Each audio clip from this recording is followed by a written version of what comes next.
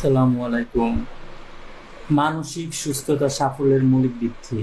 Mental health is not a destination but a process. মানসিক স্বাস্থ্য কোনো গন্তব্য নয়, এটি একটি ধারাবাহিক প্রক্রিয়া। একজন মানুষ যতই বুদ্ধিমান বা শিক্ষিত হোক না কেন, যদি মানসিকভাবে অস্থির হন তবে তিনি তার পূর্ণ সম্ভাবনা কাজে লাগাতে পারবেন না। হু বলছে বিশ্বে প্রায় 97 কোটি মানুষ কোনো না কোনো মানসিকভাবে অসুস্থতায় ভুগছেন এবং মানসিক সমস্যায় আছেন। সিডিসি এর এক রিপোর্টে জানা যায়, যারা প্রতিদিন অন্তত 30 মিনিট থাকেন তাদের মধ্যে ডিপ্রেশন ও অ্যাংজাইটি 40% মতো কম দেখা দেয়। মানসিক সুস্থতার জন্য করণীয় হচ্ছে কথা বলুন বিশ্বস্ত কারোর সাথে, প্রকৃতিতে সময় কাটান, সোশ্যাল মিডিয়া থেকে কিছুটা বিরতি নিন, নিয়মিত ধ্যান ও মেডিটেশন করুন, স্বাস্থ্যকর খাবার প্রতিনিয়ত খান এবং নিয়মিত ঘুমান।